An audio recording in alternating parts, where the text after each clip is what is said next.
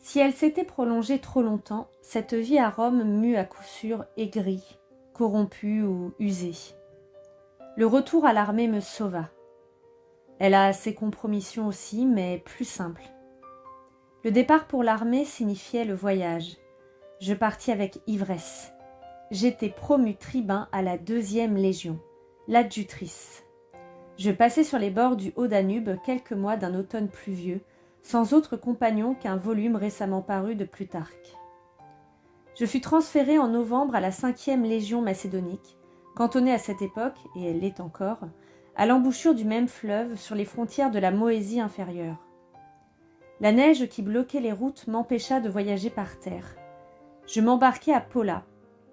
J'eus à peine le temps en chemin de revisiter Athènes où plus tard je devais longtemps vivre.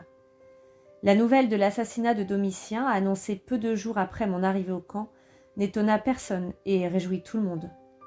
Trajan bientôt fut adopté par Nerva. L'âge avancé du nouveau prince faisait de cette succession une matière de moi tout au plus.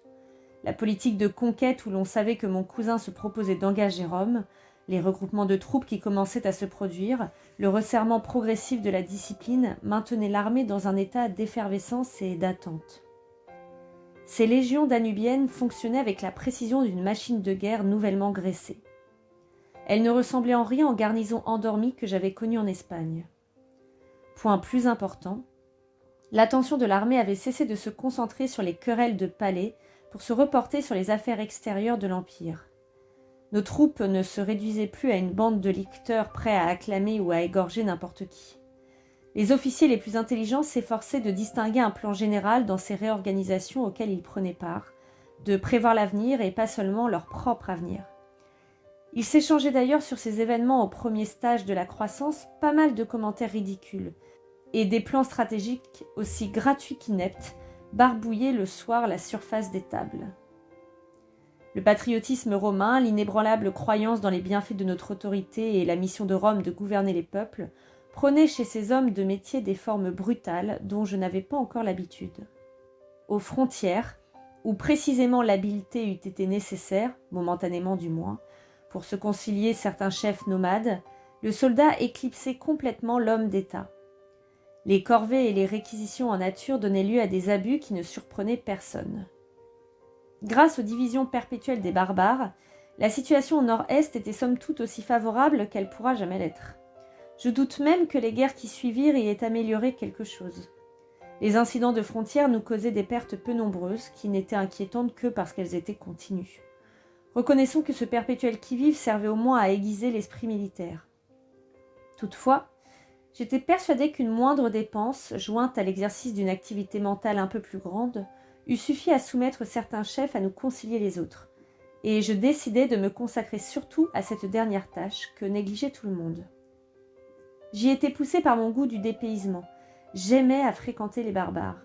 Ce grand pays situé entre les bouches du Danube et celles du Borysthène, triangle dont j'ai parcouru au moins 2 côtés, compte parmi les régions les plus surprenantes du monde, du moins pour nous, hommes nés sur les rivages de la mer intérieure, habitués aux paysages purs et secs du sud, aux collines et aux péninsules.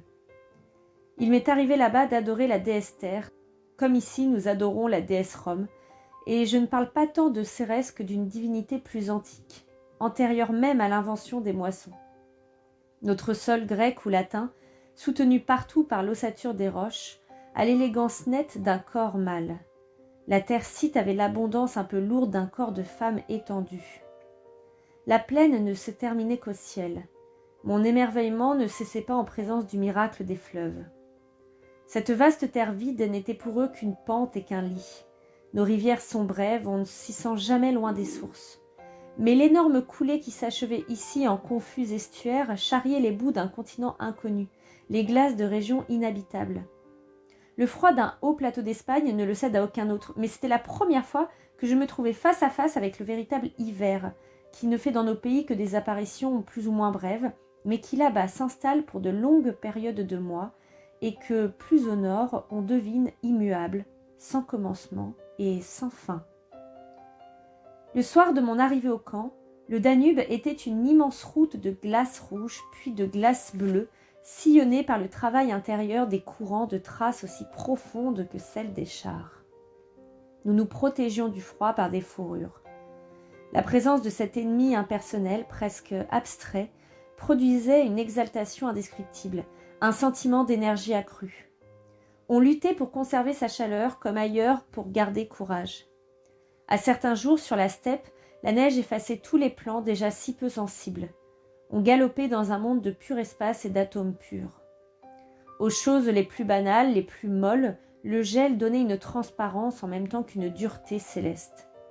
Tout roseau brisé devenait une flûte de cristal. Assar, mon guide caucasien, fendait la glace au crépuscule pour abreuver nos chevaux. Ces bêtes étaient d'ailleurs un de nos points de contact les plus utiles avec les barbares.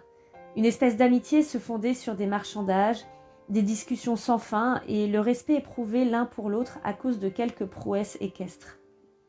Le soir, les feux de camp éclairaient les bonds extraordinaires des danseurs à la taille étroite et leurs extravagants bracelets d'or.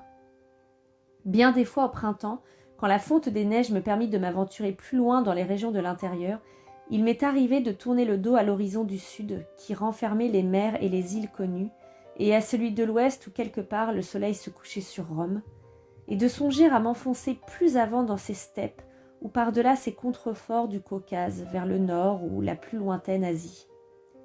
Quel climat, quelle faune, quelle race d'hommes aurais-je découvert, quels empires ignorants de nous comme nous le sommes d'eux, ou nous connaissant tout au plus grâce à quelques denrées transmises par une longue succession de marchands et aussi rares pour eux que le poivre de l'Inde, le grain d'ambre des régions baltiques le sont pour nous.